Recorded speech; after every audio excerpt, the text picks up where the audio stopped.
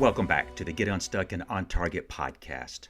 I'm Mike O'Neill with Bench Builders, and we help companies solve the people problems that are slowing their growth and hurting their profits. Joining me today is Igor Kheifets. Igor specializes in helping the average person create multiple streams of income using nothing but their laptop and an internet connection without previous experience or lots of free time. His book, List Building Lifestyle, Confessions of an Email Millionaire, is a bestseller where he tells the story of how he went from scrubbing ketchup off plastic trays as a Burger King busboy to becoming a cash millionaire before his 25th birthday using nothing but email. Welcome, Igor. Great to be here. Thanks for hosting me. I'm really excited about this. There are two things that I was really interested in spending time with you. I'm glad you're part of us. One, I would love to be able to touch kind of how you did what you did and to what extent are you continue to do that type of thing. But one of the things that we talked about in the conversation we had before booking this podcast is the fact that you have a team that is 100% remote. And not only is that team 100% remote, they are spread across the world. And I would like that to be the primary theme of this conversation. But in the meantime, I'd like to kind of, if you don't mind, share with our listeners, list building lifestyle. Can we just start at a fundamental? What is it we're talking about when it comes to list building? Yeah, list building is the process of generating email subscribers on your database and being able to follow up or email these email subscribers with offers and value. And therefore, I ended up coining the term list building lifestyle because I can track virtually every single dollar I've ever made online back to my email list. It's been probably the backbone of my success. It's something I can always lean on. It's something I can always count on. And anytime I'm in a cash crunch or launching a new project, I always go back to my list. Now, there's another level to it, and that is there's a whole world out there of companies and people who own email lists where all we do is rely on each other to promote each other to our email databases. So, for example, this past year, and as we're doing this, I'm kind of looking at at our numbers for the year. This past year, about 40% of our revenue actually came from email drops or mailings that other people did for us. So in other words, I didn't have to fly out to seminars to speak. I didn't have to go and get cold media. I didn't have to go and try to come up with social media content or anything like that. All I have is one offer, and I've got partners who are willing to email their lists or their list with this offer and on a commission split basis to promote it, as a result, helping me build up my customer base. So I live in this world of email or lists. And it's all, by the way, it's all legal and white hat. So it's not like, we generate or buy or scrape lists. No, we generate them in an opt-in fashion, opt-in form, meaning we obtain permission from people to send them offers. And we just build these databases and profit from having them and being able to constantly send promotions and offers to these databases. If you notice, by the way, it's been somewhat of a trend since COVID. More and more companies and more businesses actually shifted towards email. Your inbox probably is a little bit more, I'd say, stuffed, than it used to be. There's more and more people and companies mailing you with different things. And the reason is because they're finally starting to catch up on the fact that in the entire online media world, and even considering the offline media, still in the entire media world, email is the media, the channel that produces the highest return on investment. According to some recent stats, we're talking up to 40 times. Every dollar invested in email actually produces over 40 times the ROI compared to social media, Facebook ads, or anything else. It's truly a standout in a really crowded media world right now. That's interesting because what we're really talking about is something that's been around for a while. And what you are pointing out to us is that done right, it can offer a 40 times return on investment. Clarify if you might. You have built a business around this whole notion of list building and all of its reconfigurations and the like. You said something about you have a compelling offer. You have one offer. What is that offer that you have? Well, it's really simple. I really believe that you only need one good offer to make $1 million, whether offline or online. Because once you've got a compelling offer, then it all becomes a question of how can we get more targeted eyeballs to the offer. So this year, our main focus is on our e-farming offer, which is a 90-minute webinar and a $997 program. This has been the single focus for me this entire year. And my whole job after creating this offer and optimizing it, my focus every day, what I would wake up, there's only be one question in my mind: how can I get more email traffic channeled to this offer? Which means, can I go shake some hands and get some partnerships in place with companies that got big lists? For example, in the coming couple of months, I got lined up a few big lists. One of them is a real estate list, or real estate, how to make money in real estate list, over 200,000 people. Another list that I got lined up is also over 200,000 people. It's a list that focuses on helping businesses get funding. So another one that I got lined up real soon with over 40,000 people on it is a list of people interested in entrepreneurship and online career. So we're talking really targeted email lists that are going to be primed by their guru, if you will, because every list has a guru. Unless we're talking, brands like Adidas and stuff, where there's really no one face. But most brands, most businesses that own an email list usually have a spokesperson or a guru or a face or a persona, if you will. So that persona will be mailing those lists and telling them to come and attend a training with me about e-farming. And that training will be what I call a 60-30 training. So 60 minutes will be pure value in teaching, and 30 minutes will be a pitch to my $997 program. And that will be it. That's the offer. Now, everything else, kind of like bells and whistles around it. So the key is the offer, which is a 90-minute thing. However, once that offer is done and somebody attended the webinar and didn't buy, right, we've got a series of follow-up campaigns with downsells, reduced offers, same thing, but maybe at a lower price or a payment plan. So we do all kinds of stuff, but it's still all sort of bowing down to the initial offer and seeing the whole journey that the customer takes through that initial experience or initial exposure to the primary offer. And this is where the email list comes in handy, because the way we get people who, say, got exposed to the webinar who didn't buy, the way we get in front of them again for free, by the way, is by emailing them, right? We basically go back and we say, hey, it seems like you've attended the webinar last week and you didn't buy, and we can appreciate that. Maybe the price was too high. Maybe you just timing wasn't perfect. So you know what? We're releasing a reduced, a stripped down version of this for just X, right? And you basically downsell to a slightly different modified version of the program. Maybe you strip the bonuses, maybe you reduce the number of modules, but you still allow somebody who wants to get in but isn't willing to commit at $997 right now. You're still allowing them to come in. And again, it's done through the email list, right? In other words, if I didn't have the ability to go back to these people through by the means of mailing them and saying, hey, this is what happened, and this is where we're willing to take you the next step. The only reason that's even possible is because they gave me their email address initially when they signed up to the training, as well as the permission for me to email them.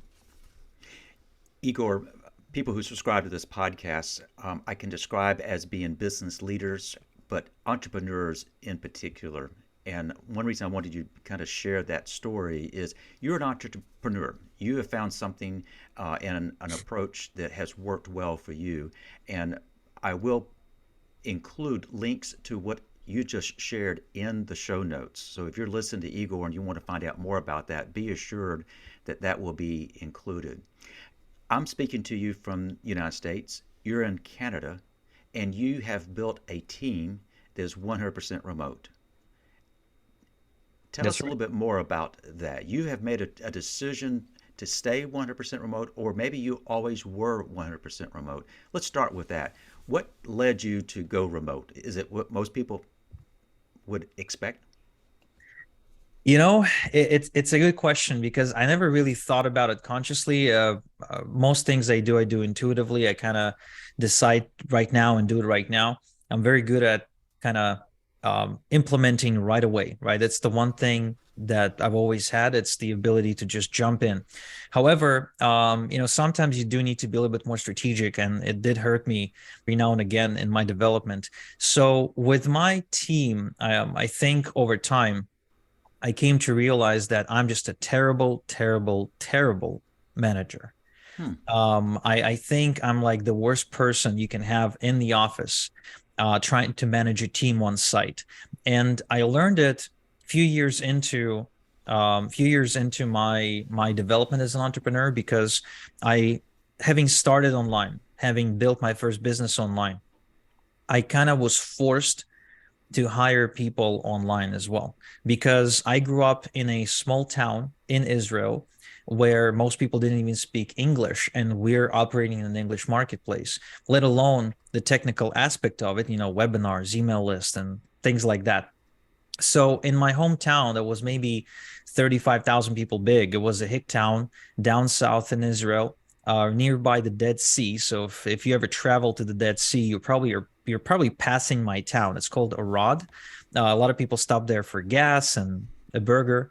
It has a really cool place called the Musa that has a really, really good burger, which I would highly recommend you visit. As well as if you're a soccer fan, that place is basically covered with all sorts of soccer memorabilia and scarves and jerseys and stuff. So like the entire place, I'm talking like there's no space on a wall or in a ceiling where there isn't like some sort of soccer related thing. And I contributed two scarves actually to that place myself. One from a Barcelona game and another one from a Manchester United game. So that I kind of sorry that But was that's no. I've never gotten a restaurant plug in Israel, so now we know the one of the best burger places you can go yeah. in Israel. You may Yeah. be on your way to the Dead Sea, so no problem at all. Yeah, on the You way there or on the way back, it's called the Musa, one of the best burgers. It's actually voted top 10 in Israel for burgers, which Mhm. is saying a lot. And it also has a really, really good Belgian beer. So if you're a beer lover, you'll be able to drink some Belgian beer there. So anyway, um, in my town, there were no qualified people. And so my initial set of team members were freelancers from distant locations. I actually ended up hiring two people from Lithuania, which was a bit unexpected to me. But these were guys that were young entrepreneurs, entrepreneurial minded guys, kind of like myself, who became interns with me, and then kind of became a part of my team for a few years. But later on, as my industry developed, I've had more and more people hit me up in my hometown because they saw my development. Hmm. They saw me go from a basically a loser to becoming extremely wealthy, at least compared to what they're used to seeing in my hometown. Again, like I went from making nothing and working like these dead end jobs, and I call them starter jobs because they really teach you some things about life that you ought to know. But I went to making at least $250,000 a year very, very quickly. And in my hometown, that meant I was practically, you know, celebrity level, success Hmm. because no one makes that kind of money there. I think there only were maybe two other people who were making sort of the same money, but one of them was a criminal. Who later went to jail. He was a racketeering kind of fella. And the other was a real estate mogul, who like a tycoon of sorts, like the guy who won the Monopoly game Hmm. because he owns all the real estate in the Dead Sea, and its surroundings. So a lot of the real estate for the shopping mall and some of the hotels that are, right there on the coast, he actually owns it. He ended up moving to Malibu, and so his son ended up running the empire. So, but we're talking a guy in his 50s who really succeeded, and here I am in my early 20s making a boatload of money. So what ended up happening is a lot of the people who knew me from before, they started hitting me up and they started asking me to teach them what I do. And some of them I end up taking on as coaching clients, but some of them I end up taking on as employees. And I end up building this team, a small team of maybe 3 to 5 people from all sorts of backgrounds, of all sorts of technical skill sets. And we start working in a coffee shop together.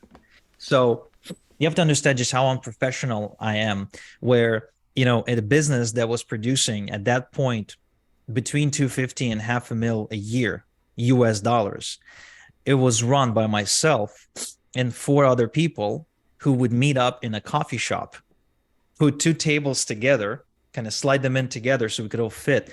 And we were just sitting in the coffee shop all day with our laptops doing this thing. Now, obviously, people all around us would see us all day long, every day, and they would approach us and ask us what we do, etc. So that was a bit distracting. But being what it is, at some point I said, you know what, we got to get an office. So I go and I rent an apartment, not an office space, because I figured I'd save some money by not having to pay like commercial lease and not have to take on a commitment for like 5 years. So I went on and I got an apartment where we could all fit. We would all go there, and we were trying to keep it a secret as well what we were doing there. And this was my first office-like experience that made me truly feel like I had a job. I would wake up, I would go there, I would finish at 5, go back home, and I hated it. I hated it for 2 reasons. First, it truly did feel like a job. Very much so. A very boring, in spite of what I was doing was really exciting, but because I had to go to the same place and come back every time, and it was like a closed environment, and it's not like a coffee shop that was open and spacious and different people coming in and out, and I could people watch sometimes, and it was totally different. It was just very, very boring and predictable, mundane, kind of like Matrix-like experience for me. And the other thing, which I hated even more, I was constantly micromanaging everybody. I was looking at what people were doing, and I was always walking up to them, looking at their laptop, seeing what they were doing. If they were talking to each other, I would find it annoying. And I would basically, I was miserable. I was absolutely miserable. And very quickly, within maybe 6 to 8 months or so, we got rid of that apartment. We, we paid the lease, and just got out and went back to the coffee shop. But what really ended up happening from that point, to make a long story short, is a lot of the people couldn't really continue working from a coffee shop. They actually preferred to work from home. So I said, okay, go work from home. And I continued to go to the coffee shop. Every now and again, one of them would join me if they got bored at home. But I stayed working at a coffee shop. I never worked from my home office until I moved to Canada. And they continued to work from home. And we kind of built a remote management system where I don't have to micromanage anybody. However, the secret to making it work, in my opinion, is deadlines and project goals. In other words, whoever's working on anything, right, they know what they're working on, they know what the deadline is to finish it, and they know what the criteria is for success. And that's probably like the biggest thing early on, but eventually they all developed. I mean, I guess not all of them. Some of them got fired, but many of them developed to completely self-sufficient people, goal-driven, that don't need me to micromanage them. So it sort of evolved on its own at that point, and I think I got really lucky with quite a few great key people on my team. I really can't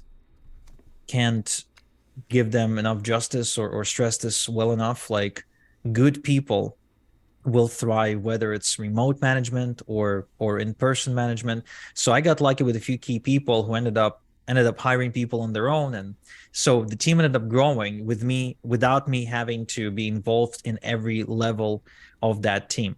So these days the team has grown to a point of like, I believe it's about like, I don't even know how many, but if you take all the teams, I would say it's at least 20 people. So, but I don't know most of them. I don't talk to most of them. I actually communicate with about 6 or 7 of them on any given day, because that's really how many you can communicate to before you want to blow your brains out. Igor, you've given us a really interesting backstory as to why you went to remote. Most people listening probably went to remote out of necessity in response to COVID, and this work from home was kind of forced on them. We're recording this in December of 22. This will go live in the first quarter of 23. And COVID is still alive and well here now, what, 2.5, 3+ years. But you chose to do this because you found that working in that type of confined setting did not work. And you found that as you grew, that there were some people who were more naturally inclined to a 100% virtual environment. But you just said something that's kind of interesting. You've got a team of approximately 20, but in daily interaction, you're going to only be speaking with a small number of those, 6 or 7. And you said that the key to success for virtual work is deadlines, if I heard that correctly. What have you found? Deadlines, shared understanding of what the goals are. Can you elaborate a little about that? You're managing a remote team. You're working primarily with 6 to 7 of the 20. How do you make known these deadlines? How do you make known the goals that you're working towards and what they are working towards? Again, I think I got lucky in a way because when I launched my business and I was running it on my own, I I was forced into this mindset of having to deal with deadlines where everything I was doing usually was a bit like a mini project on its own. Like when you've got an email list and you run promotions to the list, every promotion is a bit of a mini project where you've got a particular time when it's supposed to start, a particular time when it's supposed to end, and a particular set of things that need to happen in between. So you want to think of it kind of like an event, almost like a little seminar, right? That's how I think about webinars. I think of them as web seminars, which is what they really are, which means you've got the time when you got to get people in the room, the time when people are in the room, and the time when they left the room and you're following up with them. So having been exposed to that part of the business for so often, a lot of the many of the initial positions that I ended up hiring for actually included that was built in.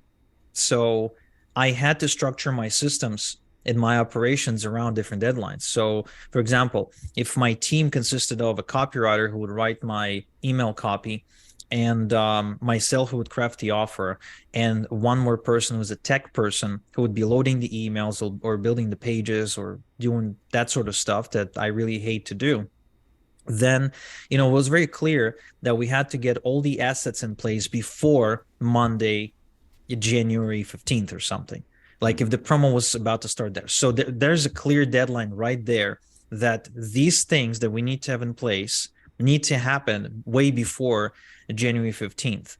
So if my first email for the promotion is supposed to go out at 8 a.m. on Monday, then the email has to be created before 8 a.m. on Monday, so it can be then given to the tech person who can load that email into the system before 8 a.m. on a Monday, preferably on a Friday preceding that Monday. So the whole education that I've got, life education that I've got through deadlines is just something that happened out of necessity. And I think without deadlines, nothing gets done.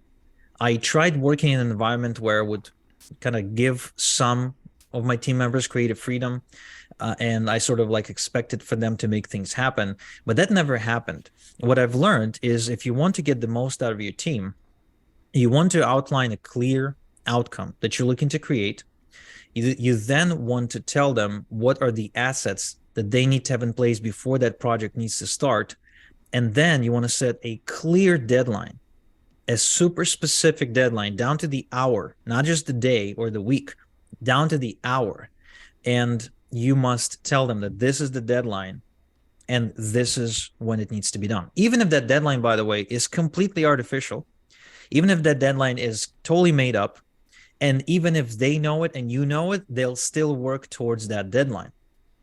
There's a law that's called the Parkinson's law, and it states that the task or work will take as much time as it is allowed to take. In other words, if you assign a 3-hour block of time to writing an email, it's going to take you about 3 hours to write an important email. But if you assign a 30-minute block to the same email, you will find yourself writing an email in 30 minutes. So that is true. You can go and test it. You can, tomorrow, now that you've listened to this podcast episode, you can go and, try it out. Whatever task you've got and however much time you've assigned for yourself, cut that time in half and try to do it in half the time. Like, create a deadline that's half the time, and you'll see that you'll be able to get it done. And so it works with employees and team members as well, freelancers, or whether you hire them on a full-time basis. It's always going to be the same. You're going to set a deadline, you're going to set an outcome, and they're going to go and figure it out. Now, the difference between, in my opinion, a superstar employee and an employee that isn't really a superstar, or at least isn't really trying to be one, is that a superstar employee doesn't really need you to sort of chew it for them, if that makes sense. They don't need you to explain to them exactly every tiny little step, how they need to go about, creating the task or making it happen. While a non-superstar needs you to create like a proper checklist. And if you ever read the book Checklist, if you didn't read the book Checklist, you should, or the Checklist Manifesto, you should read it. But if you didn't, let me give you the gist of it. Basically, every single big organization, be it a hospital, be it a tech company, be it a restaurant, whatever that is, always works according to a checklist. Because when you've got a complicated set of steps and processes that need to happen before an outcome can be created, like, for example, taking an order from a customer at a restaurant and moving it all the way to the kitchen and seeing that order through, and then delivering that order back to the customer, making sure the customer is happy, then, getting that plate when the customer finished, taking the plate, taking it back to the kitchen, making sure to upsell the customer with some dessert, and whatever else involved in that process.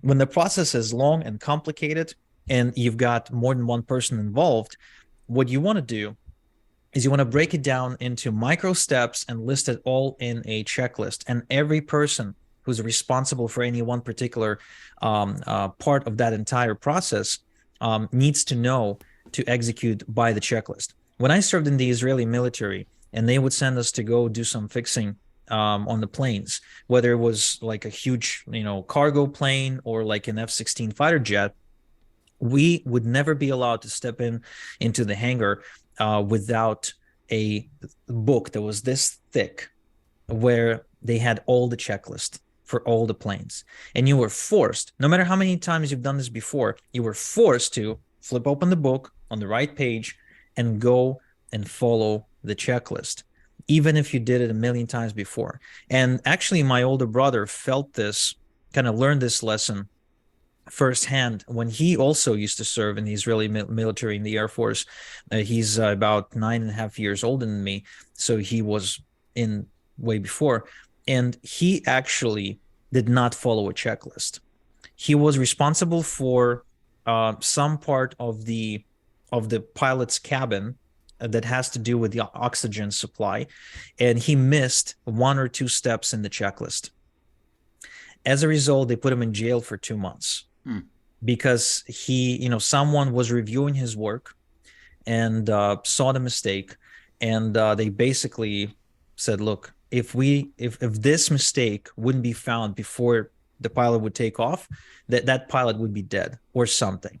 Or either he would crash or he would die or there would be a disaster. So he got punished. He was put in jail for 2 months. for this because he didn't follow the checklist. Now, this is an absolute mundane and normal occurrence in a place of business. If you think about it, somebody works in a restaurant makes just as many mistakes, right? They forget to take your order in time. They don't greet you correctly. They don't upsell you with dessert. They forget about your dietary preference and put some avocado in your toast when you're not supposed to have avocado because you're allergic. They make mistakes all the time. And I think the reason is because they aren't being taught to operate down to a checklist. So in my experience, there's two types of team members you can have. One is a superstar team member, and the other one is not quite a superstar, but they also have a purpose to serve. So if you got a non-superstar team member, put them in place in your system where you can have them just run the checklist, and that would be their job. Whatever the job is, it can always be boiled down to a checklist of steps. I got checklists for my customer support. I've got checklists for my webinar setup. I've got checklists for my email writing. I got checklists for pretty much anything. Even my video editor has a checklist that he follows whenever he's taking a piece of content that I shot and turns it into a YouTube short or a TikTok video. So as the more checklists you can incorporate in your business, the happier you will be as a business owner, because you'll be able to plug in people who aren't necessarily special in any way, who aren't brilliant, who aren't necessarily the most hardworking people, who aren't, by the way, the most expensive people you can hire either, because some people, they work remotely from Pakistan or Nigeria, where, they get paid $5 an hour, and that's good money for them. But for you, if you're based in North America or Europe, that's peanuts, right? So you actually get to bring in cheap workforce, have them follow a checklist, and get the job done in the exact same way as somebody who would be getting paid $31 an hour just because you hired them from North America or from a high quality European country would have been getting paid for the exact same work. That's where you see more and more businesses these days go to websites like Upwork, because they see how they can save a lot of money by simply structuring their checklist correctly and bring in people who don't seem like they can even speak English correctly most of the time, but they can still execute the checklist just fine if the checklist is clear enough. So that's one type of people you can hire. The other type is key employees or key team members that take on positions where you need to do decision making, which we can talk about if you want, which I think is another really underrated skill when it comes to team building. I know that we have a limited amount of time left, and there are several things that you've mentioned I would love to kind of follow up on very briefly. And at the risk of missing something, if I was to recap your guidance to us, is that the nature of your business lends itself to remote work.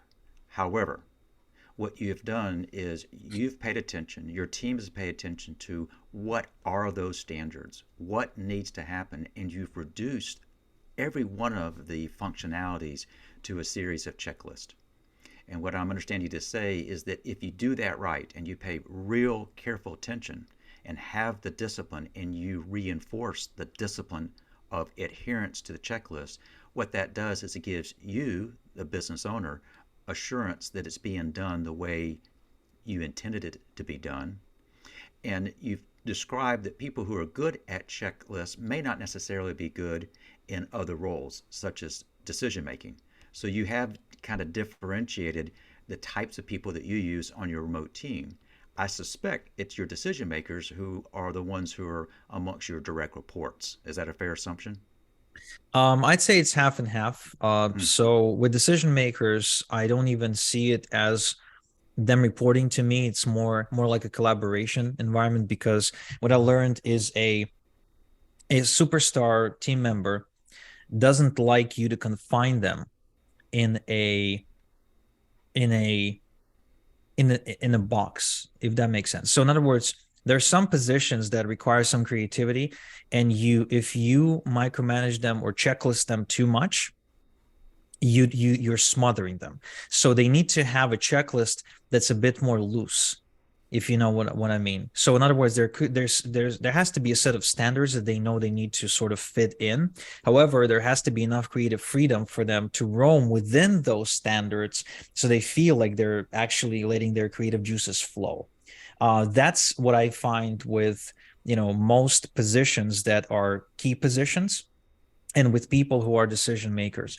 And another thing that I've learned over the years is something I've been really, really bad at early on is I would not allow any team member make a decision on their own without consulting me first, because I was just a control freak.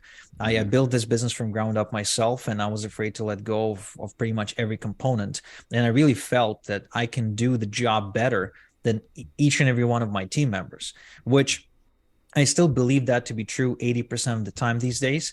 But now I learned that there are some people on my team that can do certain parts of the job way better than me. I'm talking like a whole other level. I'm talking difference between Michael Jordan and a regular basketball player level. So I know they're like the Michael Jordan of that particular field or type of task. So I don't interfere with them. I don't try to smother them, and I don't really get micromanaging them. What I do is I say, hey, this is what we should have. This is the outcome we should create. Can you work on it? And they just go and they figure out like how to make it happen. But that's a really high level team member that I think if you've got a team member like that, if you're seeing that any one of your team members can be that for you, this is the one to cherish. This is the one to this is the one to really protect and embrace and make them happy. Other team members will be your loyal team members in a way where they will learn all your checklists, they will understand your vision, they will understand your thinking process, and they'll kind of become a version of you, so you can step away and they can just replace you. So they won't necessarily be as creative, but they will be way more reliable than you will be. So I'm talking people who, even if they don't feel like working, even if they've got ridiculous health issues, even if they just went through a terrible, terrible thing like a divorce or something, they will never allow themselves to not execute or to miss a deadline. There's people like that. So they perhaps aren't as creative, but they make up the lack of creativity, which I don't think is important for every single position in a company. I feel it is important, but not everywhere. These people will be so reliable that even if you get hit by a bus, your business won't fall apart, which I still place way more value on that than I do on creativity. Although in recent years, I've been kind of trying to balance it out at 50-50. I used to kind of look for that. I used to only look for that. I used to try and replicate myself, which I learned that it almost never happens. Maybe 1 out of 100 people you'll ever work with will be able to totally replicate you in your business. But the problem with finding a person like that, and it did happen to me several times, unfortunately, is they quickly realize they don't need you. So I've had it now at least 3 times. When I got someone, they showed potential. I started teaching them everything from the inside out. And I was really thinking that they can take over my business so I can step away, only to realize that 3 to 6 months down the road, they quickly realize they don't need me. They don't need me for this. And they go and they start an identical business just like it, just like, my own, without letting you know. And sometimes they even take your clients with you. So it did happen to me. There was a nice fella. His name is Justin, and he basically was becoming like a mini me. He was doing a great job selling. He was doing a great job marketing. He could write emails. He could host webinars. He could do anything. And I was like, wow, this is amazing. So I got Justin in on a revenue share, and I said, you know what? Let me just give you a cut and take over. And I thought, I'm so smart, right? Because I've built this presence, this brand, and Justin would be coming in and really cashing in. And so thought Justin, until a moment when he realized, hey, wait a second, I'm doing all the work and Igor gets paid the lion's share of the money. So he basically called up all my clients, which at the time were about 80 or 90 clients who were paying us $500 a month. And he said, hey, I'm leaving Igor and I can give you the same service at half the price. So about half of them left. Abruptly, within just a couple of weeks, he was able to poach about 40 of them. My income went down and Justin disappeared. And I only found out what he did later when some of my clients came back saying, Igor, I owe you an apology. I shouldn't have listened to Justin. I shouldn't have gone with him. It was a terrible experience, blah, blah, blah, blah, blah. So kind of hit me like a ton of bricks, like, so it does happen. So, but for this not to happen to you, don't look for the one person who can replace you in every way. Instead, start building these micro projects, if you will. Like if there's something you're doing that you're doing on your own, that you can really pull it off on your own, but it actually involves 5 different jobs, bring 5 different people. Be okay with building a team that consists of 5 people and pay 5 salaries or 5 projects or 5 freelancers, because nobody, and I repeat, nobody will bring the kind of effort, work ethic, and empathy to your business as you will. Nobody will sleep overnight over it. Again, maybe with the exception of 1 out of every 100, but they're so rare, they're unicorns. So you shouldn't hope to like run into one of them. But if you do, of course, keep them. But for the most part, I'll give you one last example. My podcast. So I got a podcast over at listbuildinglifestyleshow.com. And I used to run this podcast myself with one producer. I would record all the content, plan it out. I would have the talking points. I would source the guests. I would do everything besides audio editing. And that was just me for a couple of years until I finally realized what a mistake that was. And now there's a team of 5 people running that podcast. And I'm only involved in coming in, recording the content, and leaving. I brought in a content manager who handles the talking points, the content schedule. I brought in somebody who sources the guest for the podcast. I got somebody who produces the video and audio files, somebody who's in charge of the tech, and somebody who's in charge of all the content on our website. So there's 5 people doing a job that I used to do myself, in a way. So for those people who have listened to this podcast, this is episode 112. I'll go ahead and tell you, I don't have a team of 5, but I do have some folks who help me on the back end. Igor, if you were to kind of characterize what just transpired, you just kind of gave us a master class on management. I opted to not even interrupt you with questions because you anticipated what my next question was going to be. We started this conversation saying, how do you build and effectively manage a 100% remote team? And you did give us some insights there, but what you really shared with us is what you have learned in managing teams. Now, your team has been all in place or virtual, but this masterclass you just did, you've given us some great insights. And here's what else you did, Igor, and that is you shared that there were things that you failed at. And it's that openness that I think it makes you someone people probably want to learn more about. I know you host a podcast. So if folks have been listening to this and they want to learn more about anything we talked about, the list building lifestyle, or to subscribe to your podcast, let's go ahead and get this on the audio. What's the best way for people to reach out to you? The best way to engage with me and to become a part of my universe is to check out our podcast at listbuildinglifestyleshow.com.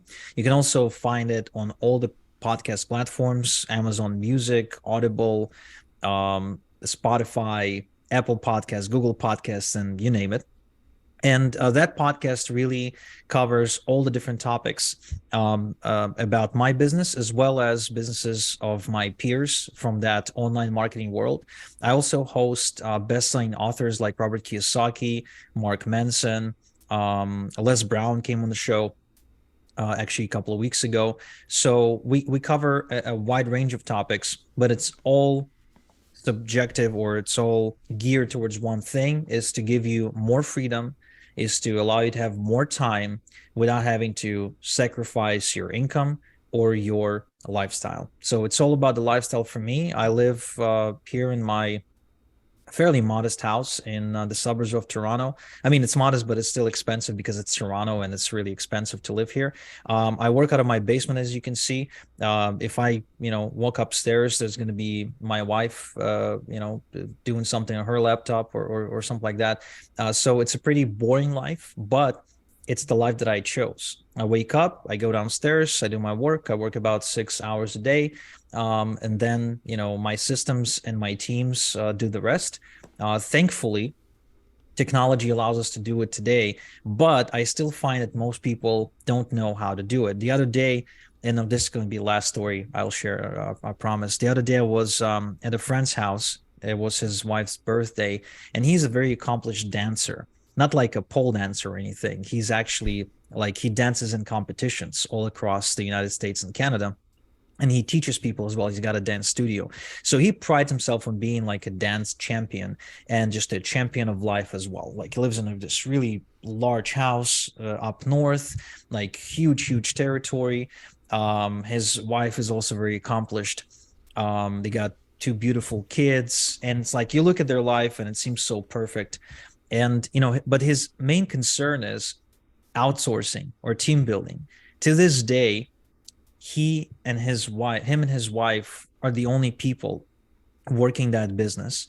He constantly tries to find people to partner up with, but can't, because it's really hard to partner up with people because of personality differences and vision differences. And he is terrible, absolutely terrible. And he knows it. I told him he's absolutely terrible at hiring people.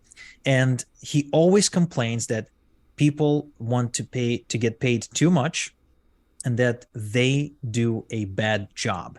So anytime he hires anyone for anything, he that's his number one complaint, and he ends up doing everything himself, all the way down to laying the bricks on the driveway, because he doesn't want to pay some guy 15 grand to do it because it's too much and because he won't do a great job. So he takes a whole 60 days to lay the bricks down, maybe two at a time, after work, coming after like a full day of dance practices when he was on his feet and dancing with people all day. And I told him many times, look, you just need to figure out your checklists. You figure out your checklists, you'll be able to outsource at least half the things that you now find annoying or things that you can't do. He can't even outsource his email bookings or his schedule bookings. Like everyone still has to go through him to book a dance class with him. I mean, this is just a matter of something as simple as Calendly or a similar app that allows people to book themselves into your schedule, which I've been using for years. But you see, I think that way and he doesn't.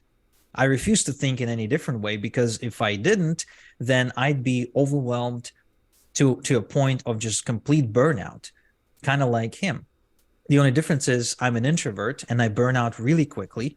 In fact, I ended up developing some back issues as a result of burnout when I was in my late 20s, before I realized that I needed team members and how to leverage that. But he's an extrovert, so he's always like so jazzed up. He's kind of like one of these guys who can eat a pack of donuts and then still go running after that. So that's definitely not me. So my point being is that checklists will improve the quality of your life while maintaining or increasing your income, which I find to be fascinating, because anyone can make more money by hustling harder, but try doing that working half the time. That was a wonderful way of kind of summarizing what you've just shared with us. Igor, you are a great storyteller. You made a great guess. I can see why you would be a great podcast host. Thank you for sharing your insights with us today. My pleasure. I also want to thank our listeners for joining us today. If you want to access all the podcasts, just go to bench-builders.com.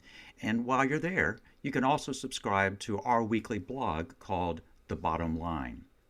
So if you're trying to grow your business, but people problems have slowed you down, let's talk. Head over to bench-builders.com and schedule a quick call.